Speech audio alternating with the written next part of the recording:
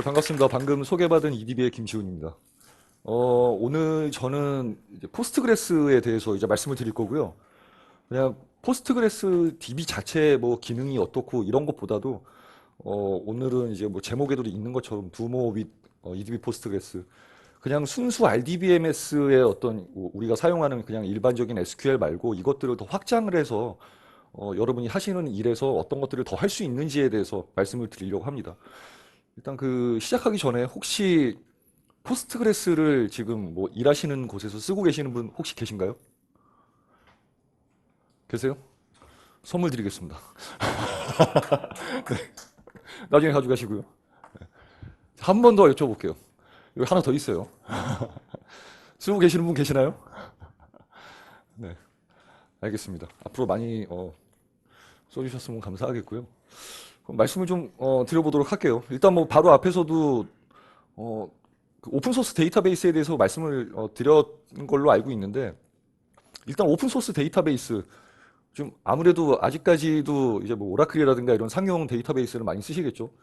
오라클 사무실에 와가지고 오라클 욕을 하기 좀 그렇지만 이게 예전에 가트너에서 오픈소스 DB가 정말 쓸만한지를 조사를 한 적이 있어요. 예, 쓸만한지 조사를 했었고 지금 이 안에 있는 주황색 선이 오픈소스가 현 주소가 여기 나타나는 겁니다. 2009년만 하더라도 아직은 쓸만하지 않다. 그러니까 넌 미션 크리티컬한 업무 정도에는 쓸만한데 뭐 기능이라든가 이런 것들이 많이 부족했던 거죠. 그래서 전체적으로 보면 이 TCO 자체도 상용보다도 더 높게 나오는 거예요. 그 이유가 모자란 기능을 이제 비싼 인건비로 채우려다 보니까 TCO가 대려 올라가는 현상이 나타났던 거죠. 그런데 이제 2015년 정도가 되어서 다시 한번 가트너가 조사를 해보니까 이제 뭐 이런 기능이라든가 이런 부분들도 많이 올라오고 해서 뭐 안정성이라든가 이런 것들이 많이 좋아져서 충분히 미션 크리티컬한 업무에서도 사용을 할 수가 있고 그래서 전체적인 TCO도 절감을 할 수 있겠더라라는 레포트를 냈습니다. 그러면서 2022년도까지에는 뭐 신규 개발은 오픈 소스 위주로 뭐 70%뭐 이렇게 예측을 하고 있고요. 그리고 기존에 이미 이제 상용으로 쓰고 있는 그 데이터베이스들도 뭐 꽤 많은 부분이 오픈 소스로 교체가 될 것 같다라고 예상을 하고 있습니다. 뭐 이 정도 수치까지는 아니겠지만 실제로 뭐 저도 이제 EDB에서 계속 근무를 하면서 굉장히 많은 업무들을 이제 상용 DB에서 이제 뭐 저희 뭐 EDB 포스트그레스 또는 이제 다른 오픈 소스 제품들로 실제로 이제 전환을 해가고 있는 이런 것들을 지금 같이 이제 경험을 하고 있고요. 뭐 아마 뭐 아직 2022년이 되려면 아직 시간이 좀 더 있으니까 그때 뭐 어떻게 되는지 한번 보도록 하겠습니다. 일단 포스트그레스를 라는 이름을 처음 들어보신 분 계시나요? 포스트그레스 나올 진짜 처음 들어본다. 처음 예 축하드립니다. 선물 드리겠습니다.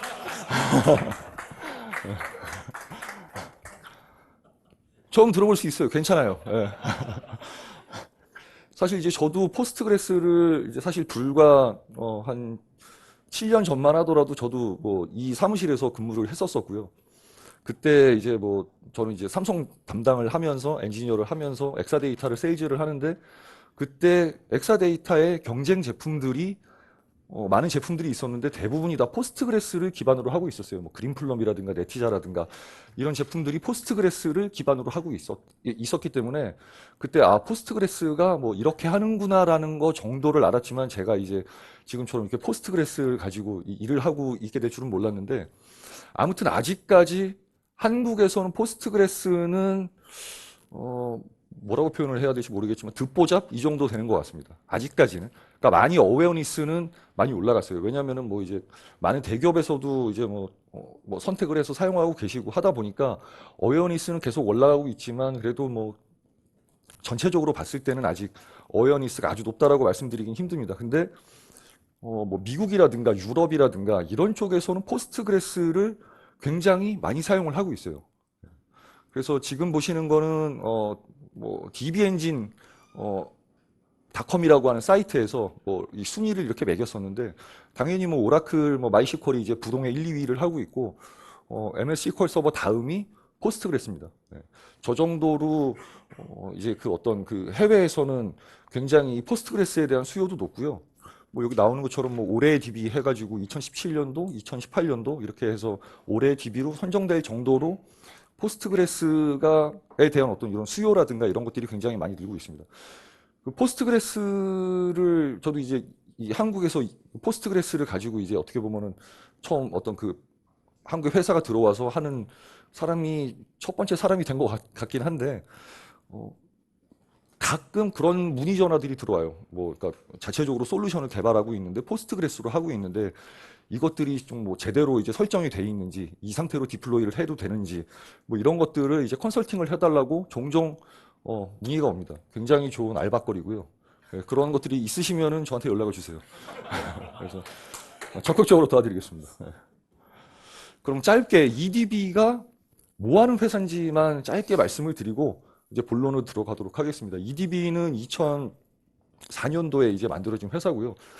포스트그레스를 순수 포스트그레스를 가지고 이제 비즈니스를 시작을 했는데 이 엔터프라이즈 DB라는 회사를 만들면서 이제 2004년도에 아무래도 이때만 하더라도 상용 DBMS가 엄청나게 이제 많이 사용이 되던 시기죠. 그래서 근데 상용이 아시는 것처럼 굉장히 비싸잖아요. 그래서 이 그 가격으로 힘들어하는 고객들한테 어떻게 도움을 줄 수 있을지 그래서 오픈 소스 기반 포스트그레스도 오픈 소스고 오픈 소스는 라이센스 정책이 있잖아요.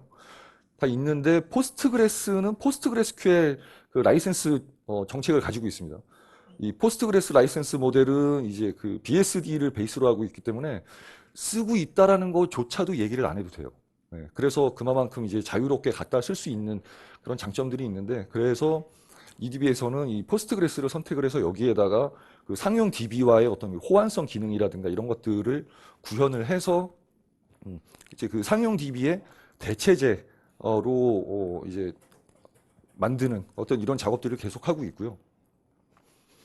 지금 뭐 글로벌하게 한 300명 정도의 직원들이 있고 거의 뭐 3분의 2 이상은 뭐 개발자 그리고 기술 지원 이쪽이라고 보시면 될 것 같습니다.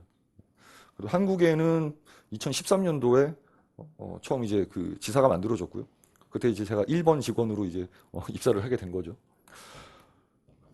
이 EDB라고 하는 회사를 이제 이 가트너 매직 쿼드런트에서도 이제 2013년부터 쭉 나오기 시작했는데 사실 저도 이제 오라클 다니면서 그 DB, RDB에 대한 매직 쿼드런트 레포트를 한동안 꽤 거의 못 봤어요. 그 이유가 사실 이거 가트너가 이걸 만드는 이유는 이 레포트 만들어서 팔아야 되잖아요. 팔아야 되는데 어차피 조사해봐야 1, 2, 3, 4 저 꼭대기에 다 저기밖에 없고 나머지는 다 이 구석에 있었거든요.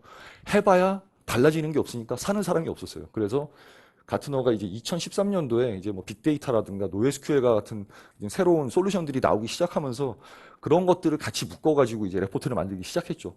그때 이제 얻어 걸린 게 EDB라는 회사입니다. 그러면서 이제 EDB도 매직 쿼드런트에 등재가 되었고요. 뭐 리더까지도 갔었었는데 이제 최근의 레포트에서는 어떤 그 클라우드 인프라에 대한 어떤 이런 그뭐 요구 같은 것들을 많이 하면서 지금은 이제 뭐 어디로 갔지? 이제 니치 플레이어 쪽으로 내려오긴 했는데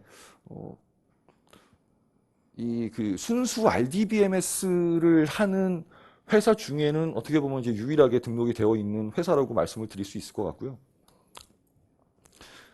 EDB 포스트그레스는 굉장히 다양한 분야에 이제 그서 이제 포지셔닝을 하고 있는데 많이 하는 부분 중에 하나가 이제 새로운 신규 개발 같은 것들을 하실 때도 포스트그레스를 선택해서 하시는 경우도 있고 또는 이제 뭐 어떤 그 어플리케이션을 고도화를 하면서 이제 뭐 일부에다가 뭐 EDB 포스트그레스도 탑재를 하고 기존 DB와 이제 뭐 인터페이스 하게 만들면서 사용을 한다든가 아니면 이제 실제 상용 DBMS를 이제 아예 비용이 저렴한 EDB 포스트그레스 같은 소프트웨어로 전환을 하는 경우 그리고 요새 많이 클라우드를 사용을 하시잖아요. 그래서 아예 클라우드 쪽으로 옮기는 이런 작업들을 하면서 사용을 합니다. 그래서 보통 이 클라우드로 가는 것들은 일단 기본으로 깔려 있고 거기에 뭐 레거시 마이그레이션을 한다든가 아니면 이제 뭐 새롭게 클라우드에서 만든다든가 아니면 뭐 클라우드 환경에다가 고도화를 한다든가 하는 용도들로 사용을 많이 하고 있습니다. 그럼 이제 본격적으로 한번 오늘 주제에 대한 이제 얘기를 말씀을 드릴 건데요. 요새 아무래도 이제 뭐 앞에서도 말씀을 해주셨지만 그 어떤 그 뭐 도큐먼트 데이터 타입과 같은 거를 이제 그 개발을 하시는 분들이 많이 사용을 하시잖아요. 그렇죠? 그래서 저도 뭐 어떤 그 뭐 교육이라든가 이런 것들, 고객 교육이라든가 이런 데 세션을 가서 개발자분들한테 이제 뭐 질문을 받거나 아니면 질문을 드려보면은 제이슨과 같은 이제 뭐 도큐먼트 타입들을 굉장히 많이 사용을 하시는데, 그럼 그런 도큐먼트 타입을 어떻게 쓰시냐라고 여쭤봤더니 일단은 도큐먼트 자체를 일단 셀렉트를 해서 가져온 다음에 그거를 이제 프로그램 안에서 그 일일이 발라내서 쓰시는 경우들이 굉장히 많더라고요. 그래서 그런 부분들은 이제 포스트그레스가 많이 이제 좀 도움이 쉽게 쓰실 수 있는 어떤 이런 것들이 도움이 되지 않을까 생각을 해서 이런 내용들을 좀 준비를 해봤고요. 포스트그레스가 가진 장점 중에 가장 큰 장점 중에 하나가 확장성입니다. 확장성. 일단 포스트그레스는 이제 그 위키피디아나 이런 데를 찾아보시면은 그 OODB라고 설명이 되어 있어요. 오브젝트 오리엔티드 데이터베이스거든요. 그러니까 모든 그 뭐 데이터 타입부터 해가지고 데이터, 뭐 테이블, 뭐 이런 것들이 다 객체화돼 있어요. 다 객체화돼 있기 때문에 뭐 예를 들어 어떤 이런 그 이기종 데이터 소스와 연계를 하고 싶다 이런 것들을 다 이제 오브젝트로 만들어서 그냥 꽂아놓고 그 오브젝트와 오브젝트들끼리 연결만 시켜주면 됩니다. 그래서 뭐 이런 것들은 그 포스트그레스에서 만들고 있는 어떤 이런 표준 API가 있기 때문에 뭐 C 언어라든가 이런 것들만 하시면은 이제 얼마든지 내가 원하는 것들을 이제 만들어 쓰실 수가 있는 거죠. 그래서 오늘은 그 이런 그 뭐야 제이슨 데이터 타입과 같은 도큐먼트 타입과 그리고 이제 이런 그뭐 이기종 데이터 소스와 어떻게 연동을 하는지를 이제 주요 주제로 이제 말씀을 드릴 거고요. 첫 번째로 이제 그 이런 제이슨 그러니까 도큐먼트 타입을 어떤 식으로 포스트그레스는 사용을 할 수 있는지를 말씀을 드릴 건데요. 지금 보시는 것처럼 지금 여기 보면 뭐 셀렉트, 프롬, 뭐 웨어 그리고 조인 뭐 이런 것들이 있잖아요. 이것들은 그냥 우리가 잘 아시는 그 데이터베이스의 그냥 그 SQL 문장이죠. 근데 거기에 이런 이제 그 오퍼레이터들을 이용을 해가지고 내가 필요한 어떤 그 도큐먼트 타입에서 그 도큐먼트 밑에 있는 도큐먼트를 빼내든 아니면 그 도큐먼트에 있는 밸류를 가져오든 과 같은 이런 오퍼레이터를 써가지고 얼마든지 내가 원하는 데이터들을 쉽게 뽑아낼 수 있다는 거죠. 그래서 이 두 개의 테이블을 조인을 하면서 이 데이터라고 하는 그 제이슨 데이터에 있는 이 브랜드라고 하는 그 도큐먼트에 있는 이제 밸류를 이제 뽑아내는 뭐 그런 예시가 이렇게 있고요.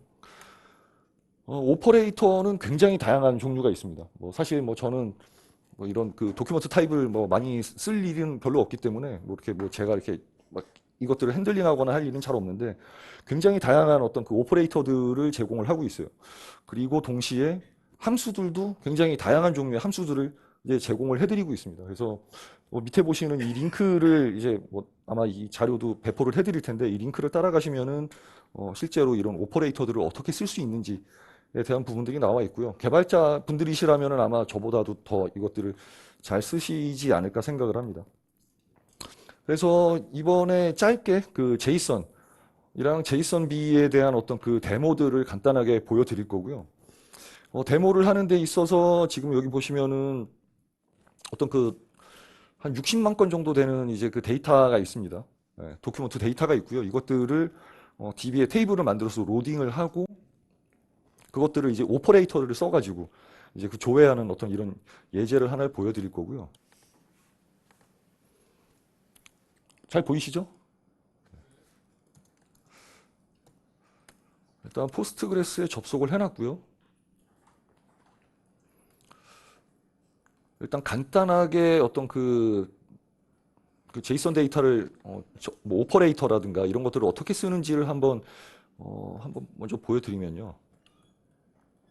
테이블을 하나 만들었고요. 제이슨이라는 타입을 이용을 해가지고 만들었습니다. 테이블을 만들었고 여기에다가 데이터를 이제 도큐먼트 데이터를 이렇게 인서트를 한 거죠.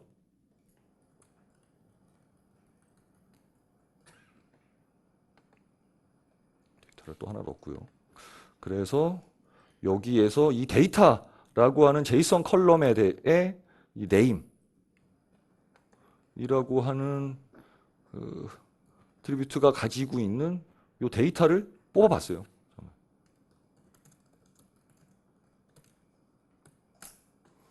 이렇게 하면은 이 데이터들이 이렇게 들어가 있잖아요. 그래서 name에 애플폰이라고 하는 것들이 있었는데 데이터에서 애플폰 오퍼레이터만 쓰면은 굉장히 쉽게 찾으실 수가 있습니다. 그리고 여기 보시면은 이제 pg 타입 오브라고 있는데 이 타입 오브가 뭐냐면은 이제 이 컬럼의 그 타입이 무슨 타입이냐를 이제 조회를 해주는 함수예요. 그래서 함수를 조회를 했더니 이 name이라고 하는 거는 JSON. 그러니까 이제 그 도큐먼트 안에 있는 이제 도큐먼트 자체를 가져온 거죠. 그래서 아까는 요 다시 꺽쇠 하나였는데 이번에는 다시 꺽쇠 두 개짜리를 쓰면은 뭐 마찬가지로 우리가 사람 눈에 보이는 거는 그냥 애플폰이라고 그냥 동일하게 나오는데요. 얘의 타입이 뭔지를 조회를 해보면 이제 텍스트가 되는 거죠. 그러니까 오퍼레이터를 뭐를 쓰느냐에 따라서 이제 리턴 타입이 달라지는 겁니다. 그러니까 우리가 이런 클라이언트에서는 내가 보기에는 뭐 어차피 그냥 애플폰이라고 그냥 글자로 나오는데 이제 결국에 우리는 이제 DB에서 작업할 게 아니라 어플리케이션에 물릴 거잖아요. 그러면 예를 들어 자바면은 이제 그 리절트 셋을 받아가지고 루프 돌리면서 이제 get 스트링 나는 뭐 스트링으로 받고 싶은데 이제 제이슨이 나오게 되면은 에러가 나는 거죠. 타입이 맞지 않는다고. 그래서 이 내가 이제 그 받아서 뿌리고 싶은 어떤 이 데이터 타입을 이 있으면은 이제 거기에 맞는 요 그 오퍼레이터를 써 주시면 됩니다. 그리고 row to JSON이라는 함수가 있는데요.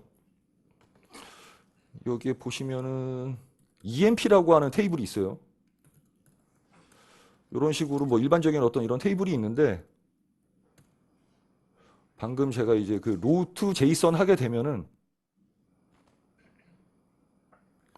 이렇게 이제 도큐멘트 형식으로 데이터가 들어가는 거죠. 이런 식으로. 그래서 뭐 이런 뭐 여러 가지 함수들을 기본적으로 이제 가지고 있습니다.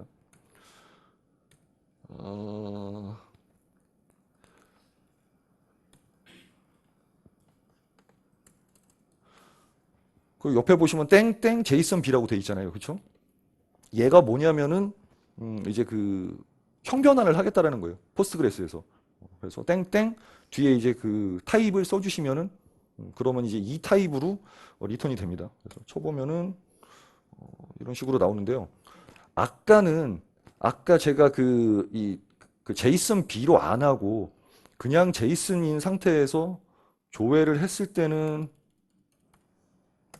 나오는 게 이런 식으로 이제 우리가 입력했을 때 도큐먼트의 모양으로 이런 식으로 나왔잖아요. 그런데 얘를 제이슨 B로 바꾸게 되면은 리턴되는 모양이 뭐 실제 데이터랑 동일하지만 그러니까 이제 이 제이슨 같은 경우는 포스트그레이스 입장에서는 사실 어떻게 보면 원 오브 텍스트 중에 하나거든요. 근데 제이슨 B 같은 경우는 이제 내부적으로 바이너리로 이제 그 파싱을 해서 그 집어넣기 때문에 이런 식으로 이제 그 데이터가 사실 내부적으로 이제 변경이 일어나는 거죠. 그러니까 뭐그 제이슨과 제이슨 B의 장단점은 분명히 있습니다. 서로 간에. 제이슨으로 DB에 집어넣게 되면은 일단 성능은 빠르게 늘 수 있어요. DB가 뭔가 뭐 변경을 해야 되는 어떤 이런 작업들이 없으니까 그냥 있는 그대로 집어넣으면 되는데 나중에 조회라든가 이런 것들을 하려면은 풀텍스트 서치를 할 수밖에 없다라는 거죠.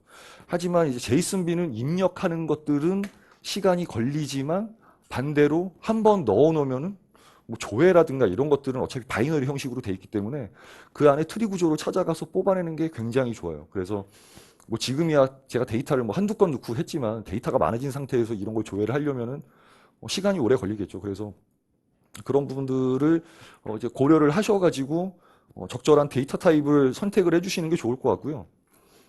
이번에는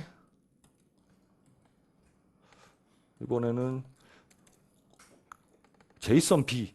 아까는 제이슨 가지고 하나 만들었고요. 두 번째 테이블을 만들면서 제이슨 B를 가지고 테이블을 하나 만들 거고요.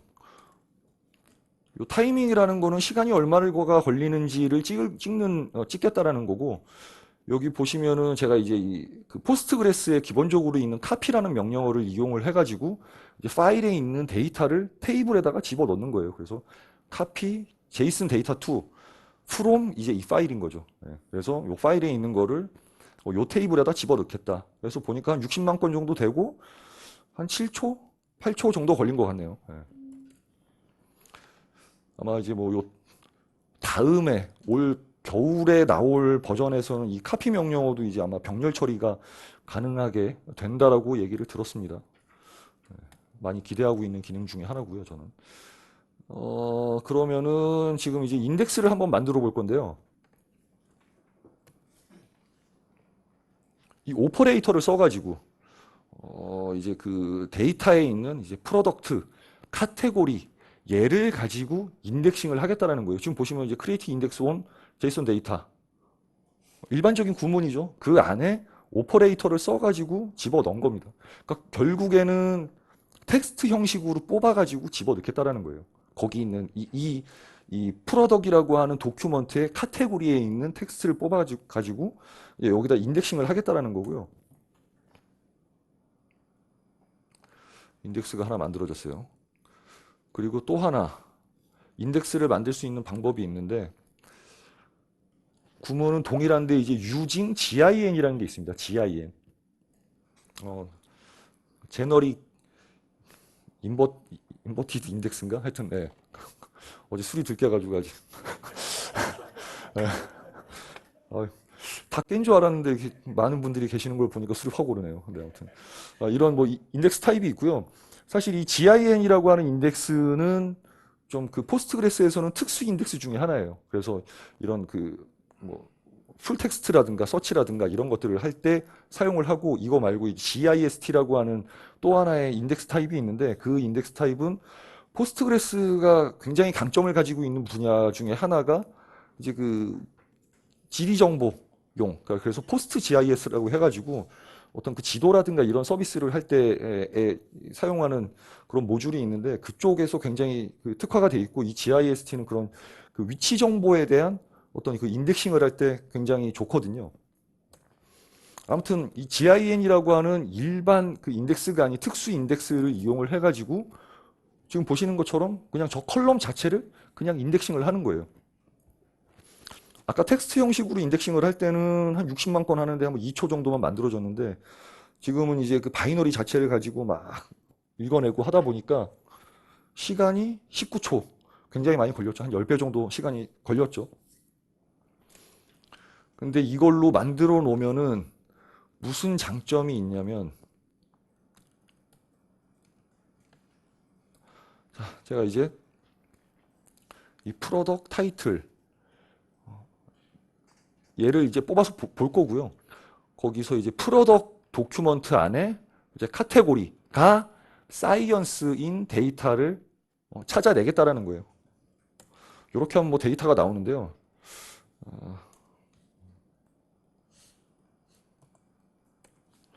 이 explain이라는 키워드는 이제 그 실행 계획을 보겠다라는 겁니다. 해서 보게 되면은 이제 아까 만든 데이터 IDX 요 인덱스 이게 그 GIN으로 만든 인덱스고요. 이 인덱스를 이용을 해가지고 이 데이터를 뽑아내겠다라는 거예요. 그러면은 인덱싱을 안 한 아까 이제 인덱스를 만들 때 우리가 텍스트로 만들 때 보면은 프로덕의 카테고리였잖아요. 프로덕의 카테고리. 그러니까 이 프로덕의 카테고리는 뭐 이 일반 인덱스 또는 이 GIN으로 만든 인덱스 둘 중에 하나를 옵티마이저가 보고 더 좋은 놈으로 선택을 할 수 있을 텐데 얘가 아니라 이제 프로덕의 이 리뷰의 보트가 10이고 헬프풀 보트가 10인 이런 또 다른 도큐먼트를 이제 뒤지려면은 뭐 이런 식으로 나오는데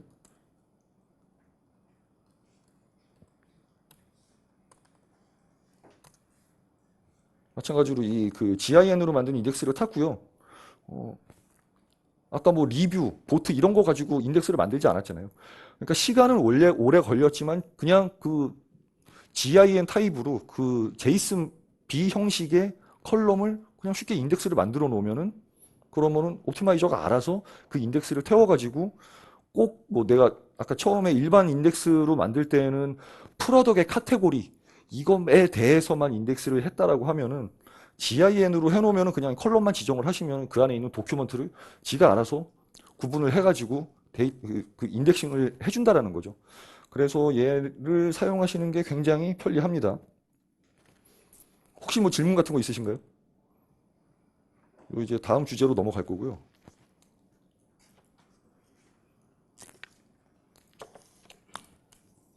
아이고. 두 번째로는 이기종 데이터 소스랑 연계하는 방법을 말씀을 드릴 거예요.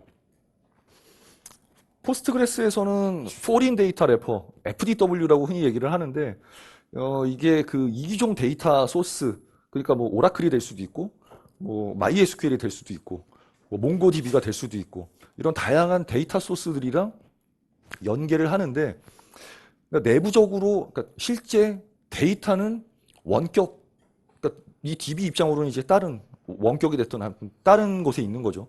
하지만 내 그 포스트그레스 DB 안에다가 이 포린 테이블이라는 걸 만들어요. 이 포린 테이블은 실제로 이제 어떤 그 다른 데이터 소스를 포인팅하고 있는 거죠. 테이블을 만들어 놓고 이 테이블과 포스트그레스 안에 있는 테이블을 뭐 조인을 한다든가 아니면 이 테이블 포린 테이블만 조회를 한다든가 하면은 그때 얘에 맞는 이제 그 데이터 소스에서 데이터를 불러와다가 이제 어떤 작업을 해주게끔 하는 기능이 포린 데이터 래퍼입니다. 뭐 FDW는 사실 이 그 포스트그레스 커뮤니티 쪽에서도 어떻게 보면 굉장히 밀고 있는 기능 중에 하나예요. 그래서 뭐 사실 어떤 뭐 조인이라든가 이런 것들을 쓸 때 웨어절에 있는 어떤 이런 조건 같은 것들을 이제 푸시다운 해가지고 이 그 데이터 소스에서 필터링을 1차 하고 이제 필요한 데이터만 가져오게끔 하는 뭐 이런 것들이라든가 굉장히 다양한 기능들을 이제 이 FDW에다가 구현을 하고 있습니다. 그래서 뭐 FDW의 뭐 동작 방식이라고 되어 있는데요. 어, 사실 뭐 여기 있는 뭐 파서, 옵티마이저, 뭐 엑스큐터 이거는 그냥 어떤 SQL을 쓰던 포스트그레스 안에서는 다 이 방식대로 동작을 합니다. 근데 이제 그 각각의 단계에서 이제 옵티마이저 단계에서 이제 그 어떤 그 뭐 리모트에 있는 어떤 그 뭐 플랜 정보라든가 이건 사실 그 FDW를 어느 수준으로 구현하느냐에 사실 달려 있어요. 그래서 이런 통계 정보 같은 것도 뭐 내가 가져오는 기능들을 FDW 안에 넣겠다라고 하면은 그럼 굉장히 이제 고급진 어떤 그 FDW가 되겠죠. 그래서 뭐 그런 거부터 해가지고 실제로 이제 그 실행계 쪽에서 뭐 데이터 걸러낼 거 걸러내고 해가지고 이제 데이터를 가져와서 이제 그 DB 안에서 데이터를 보여주게끔 하는 단계로 가도록 돼 있습니다. 네,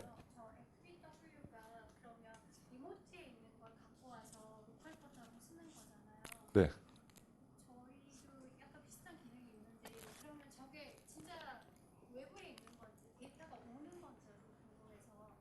데이터를 가져오죠. 네, 네. 그러니까 화면에만 가져와서 뿌려주는 거고요. 내 로컬로 데이터를 저장하는 의미는 아닙니다.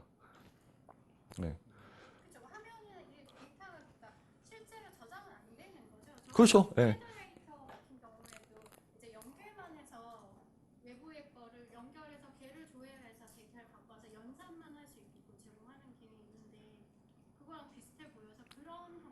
네.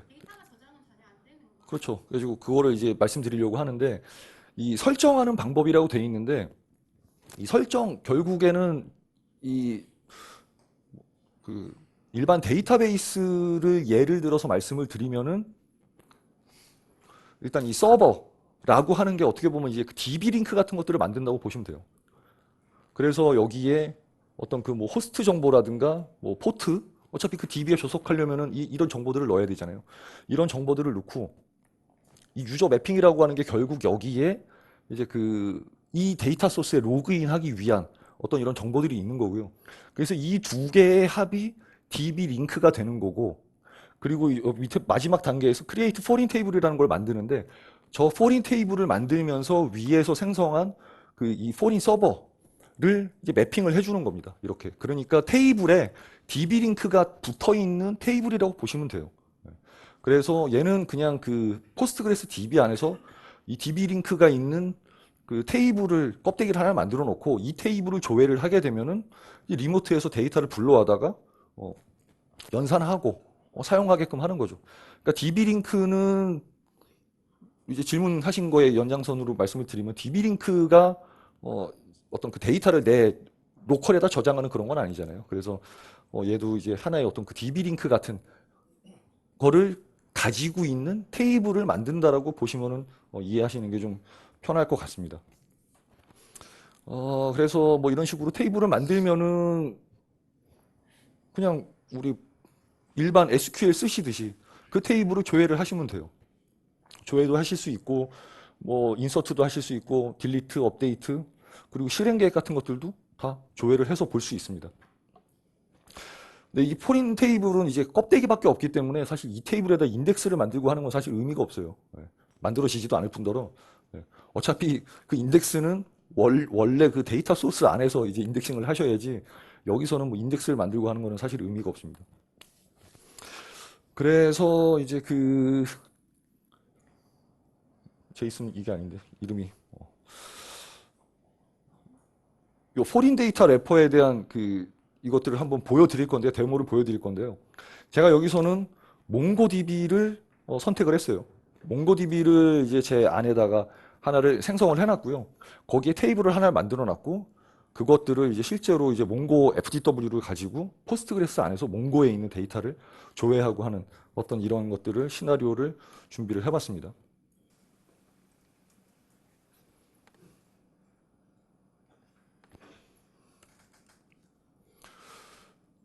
그래서 이 그 FDW를 쓰시려면은 요렇게 Create Extension 몽고 FDW라고 하는 것들이 이제 그 안에 들어가 있거든요. 그래서 이 익스텐션이라는 거를 생성만 하나 해주시고요. Create 몽고 서버 서버를 하나 만드는 거예요. 네. 그래서 어드레스가 지금은 이제 제 로컬에다가 하나 만들어 놨습니다. 그리고 이제 포트가 27017 이렇게 해서 하나 만들고요. 그리고 요 몽고DB에 접속하기 위한 정보들을 넣는 거죠. 몽고 유저 뭐 그리고 몽고 패스 이렇게 만들었습니다. 사실 제가 이제 그 몽고DB에는 조회가 전혀 없기 때문에 굉장히 그냥 심플하게 하나 그냥 만들어 봤고요. 이렇게 해서 포린 테이블을 하나를 만들 겁니다.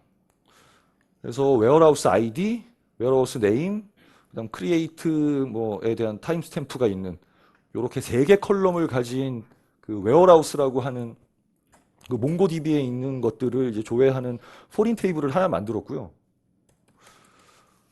일단 몽고DB로 한번 가보겠습니다. 참, 먹고 살려니까 별걸 다 하네요. 몽고DB를 쓸 줄이야.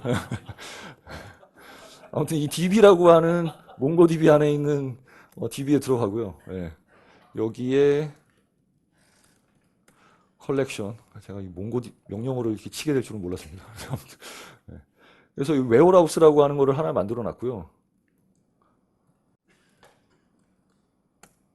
이게 이제 웨어하우스 아이디를 뭐 하나 넣고 1 웨어하우스 네임이 UPS 뭐 언제 만들어졌는지 뭐 이런 식으로 이제 데이터를 간단하게 하나 넣어놨어요. 몽고DB고요. 그럼 이제 다시 포스트그레스로 들어와서요. 제가 아까 포린 테이블을 하나 만들었잖아요. 그쵸? 이게 잘 조회가 되는지 한번 테스트를 해보겠습니다. 네. 지금 이 그 웨어하우스는 내 로컬에 만든 게 아니에요. 네. 내 로컬에 만든 게 아니고 이제 방금 보신 것처럼 몽고DB에 만들어 놓은 거예요. 몽고DB에. 그럼 여기에다가 인서트를 한번 해보는 거죠. 이번에는 2번, 아이디가 2번으로 DHL 이라는 값으로 인서트를 하니까 인서트 됐고 이 뒤에 나오는 1이라는 숫자가 이제 한 건이 인서트가 됐다라는 이제 포스트그레스에서 리턴해주는 모습이라고 보시면 되고요. 그리고 딜리트 프롬 이렇게 해서 2번 말고 1번을 지워볼게요. 아까 그 UPS를 지우겠습니다. UPS를 지웠고요. 그러면은 하우스 해서 딱 조회를 하면은 이제 UPS는 없어지고 이제 DHL만 남은 거죠. 그리고 업데이트. 이제 UPS를 예제가 엉망이 됐네.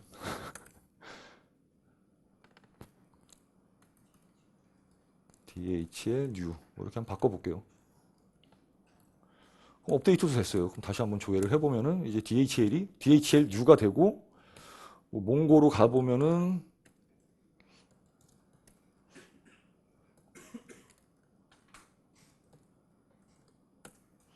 하면은 이제 DHL new 이런 식으로 이제 실제로 몽고DB 안에 데이터가 이런 식으로 들어가는 것들을 보실 수 있습니다. 그래서 뭐 이런 몽고 FDW라든가 뭐 하드 스팟 뭐 이런 것들은 EDB에서는 기본적으로 이 FDW를 EDB에서 이제 기술 지원을 해드리는 버전으로 해서 만들어 놨어요. 그래서 EDB 포스트그레스를 설치하시면은 익스텐션을 내가 원하면은 그냥 설치를 해서 사용을 하실 수 있습니다. MySQL도 지원을 하고 있으니까요. 네. 네. 네. 잘 모르겠어요. 자꾸 경쟁사한테 너무 많은 걸 물어보시는 거 아니에요? 네. 좋은 질문인데 사실 뭐 잘 모르겠습니다. 왜냐하면은 MySQL로 연결해 본 적이 없어요. 네. 마이를 잘 안 쓰셔서 그러나? 그런 건 아닌 것 같은데, 그러니까 이제 보통 이제 요건 자체가 뭐 오라클로 연결해 주세요가 사실 제일 많아요. 네. 그러니까 이제 뭐 몽고DB나 뭐 하둡 같은 경우도 이제 쓰시는 고객사들이 많이 있는데, 뭐 거기로 이제 연결하는 경우는 아직까지는 그렇게 많지 않았던 것 같고요. 그래서 제가 실제로 뭐 적용 사례를 마지막으로 간단하게 소개를 드리고 뭐 Q&A 정도 하면서 마무리하도록 하겠습니다. 그래서 미국에 있는 어떤 그 글로벌 카드사, 네.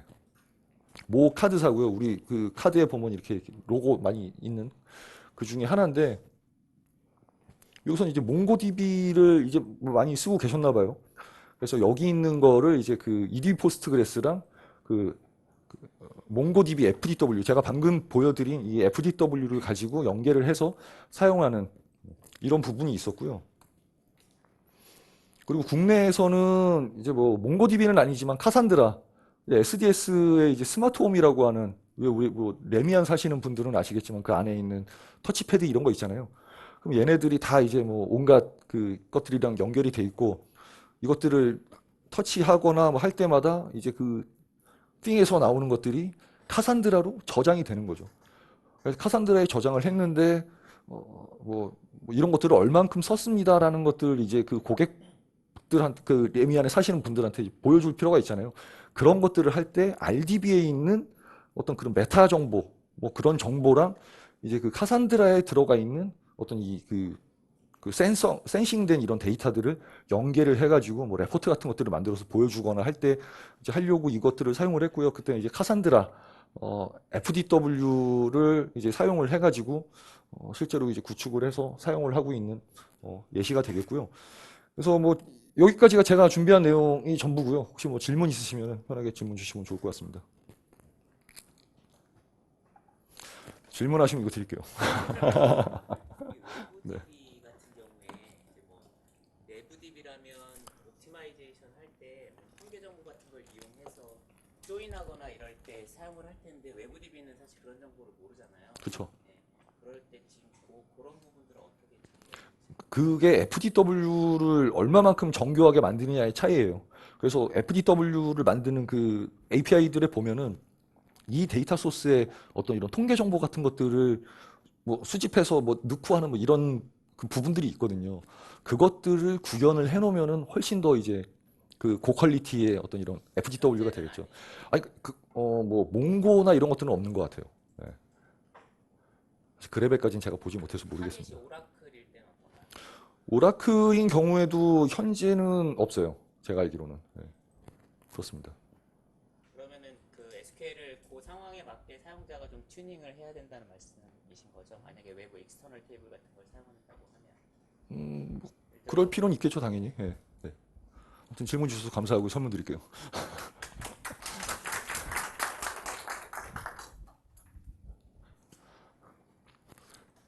질문 없으세요? 아, 네.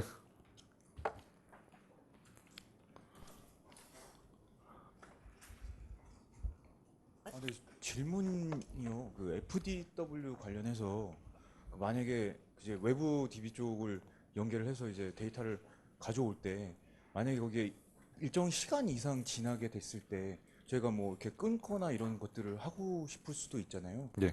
그런 거에 대한 뭐 설정이라든가 이런 기능들이 제공이 되나요? 일단 그 뭐 DB 안에서 그 세션에 대한 타임아웃을 걸 수는 있는데 우리가 이제 뭐 FDW도 마찬가지고 이 DB 입장에서는 이제 뭐 예를 들어 오라클 같은 경우도 뭐 이제 세션을 죽이고 싶은데 DB 링크나 이런 걸 써가지고 쓰게 되면 얘가 안 죽는 경우들이 있거든요. 그 이유가 리모트에서 작업이 돌고 있기 때문에 안 죽는 거예요. 그래서 여기서 죽여주셔야 돼요. 네, 세션을. 네, 그러니까 FDW를 쓰는 경우에도 동일하게 이제 맞습니다. 네. 그쪽에서 네, 네. 죽여주면 그쪽에서 이 세션을 정리를 해줘야지 내 세션에서 이걸 정리한다고 해결되는 게 아니거든요. 실제로 작업은 여기서 하고 있는 거기 때문에 그러니까 뭐 오라클의 DB 링크도 마찬가지고 그러니까 포스트그레스 안에서도 마찬가지예요. 그러니까 그 이거는 내가 내 세션이 문제가 아니라 여기서 작업하고 있는 거를 정리를 해줘야지 이제 끝나는 거기 때문에 뭐 EDB 포스트그레스 안에서 이제 뭐 DB 링크를 쓰신다든가 아니면 FDW를 쓰고 있는데 얘를 이 세션을 종료를 하고 싶다라고 하면은 실제 그 데이터 소스에 가셔서 거기서 세션을 정리를 해주시면 됩니다. 네. 선물이 남는 게 있나? 하나 있는데 하나 드릴게요.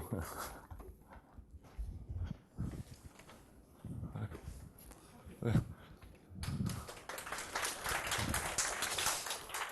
뭐 질문 또 있으신가요? 자, 그럼 마치도록 하겠습니다. 뭐 들어주셔서 감사하고요.